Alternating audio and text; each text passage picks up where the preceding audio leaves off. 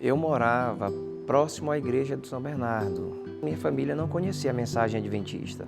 Um dos irmãos da igreja, conhecido como Irmão Macico, me convidou, eu fui, assisti uma noite o programa, gostei muito. Mas saí dali e não tive mais contato. Também sempre via os desbravadores na porta da igreja fazendo algumas atividades, especialmente Ordem Unida. Aquilo sim me chamou a atenção. Até que um dia eu me ofereci para fazer parte do clube de desbravadores. Frequentei a igreja, fui batizado com 9 anos de idade, me tornei um adventista do sétimo dia e comecei a frequentar o clube de desbravadores. Mas como eu não tinha raízes na igreja, minha família não era adventista, eu acabei não ficando também. Me afastei da igreja com 9 anos de idade e fiquei fora dos 9 anos até os 16 mais ou menos.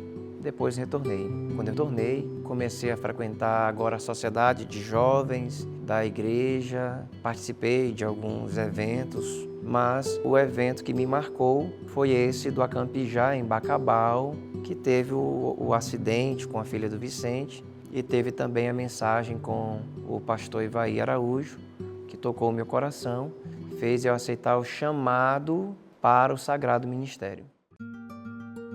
Eu tive alguns anjos na minha vida, assim.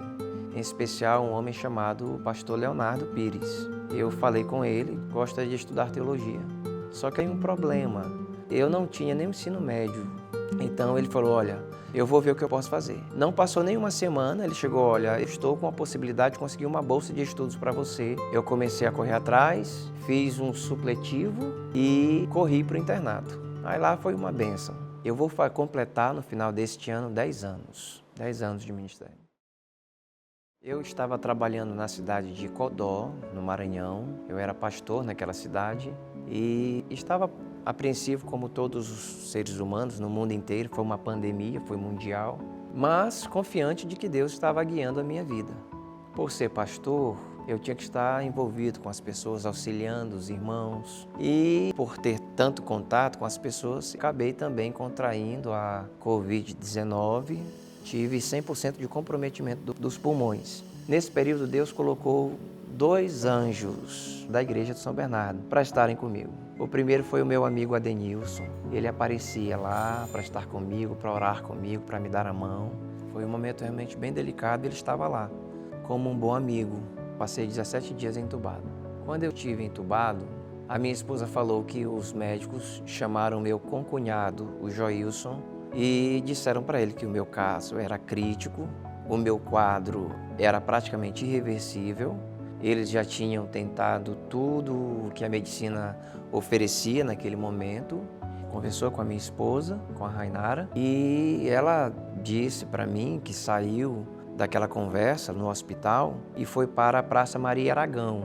Lá ela conversou com Deus e pediu a Deus que Deus mostrasse para ela que se fosse para eu partir ou se fosse para mim sair daquela situação, que também mostrasse. Ela disse que ela só sentiu uma paz muito grande, que Deus deu a certeza para ela naquele momento de que eu sairia daquela situação. Depois disso, acho que horas depois que ela me falou, a Julie, filha da irmã Lindete do São Bernardo, ela entrou em contato com a minha esposa e disse para ela que um amigo dela também estava em estado crítico e que ele tomou um medicamento.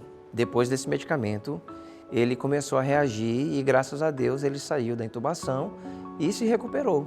Minha esposa ouviu aquilo como se fosse Deus falando com ela, né? Ela correu atrás, nós estávamos sem recurso financeiro, falou com alguns amigos para conseguir o dinheiro, falou com a família também.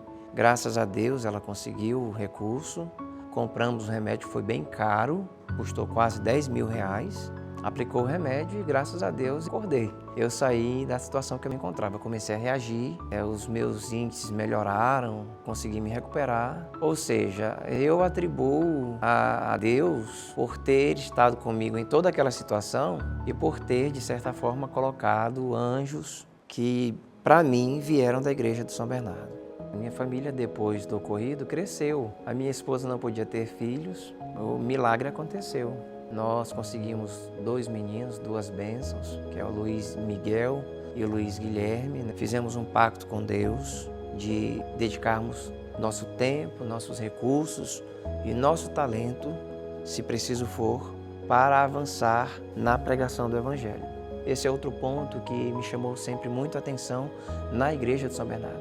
A igreja sempre esteve preocupada em levar Jesus para as pessoas, sempre esteve envolvida nas missões, nos projetos evangelísticos, e eu louvo a Deus por isso. Isso, inclusive, contribuiu no meu ministério.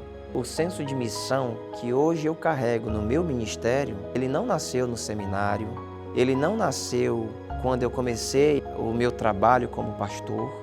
Não, o meu senso de missão, ele nasceu na igreja de São Bernardo, pregando o evangelho junto com a juventude da época.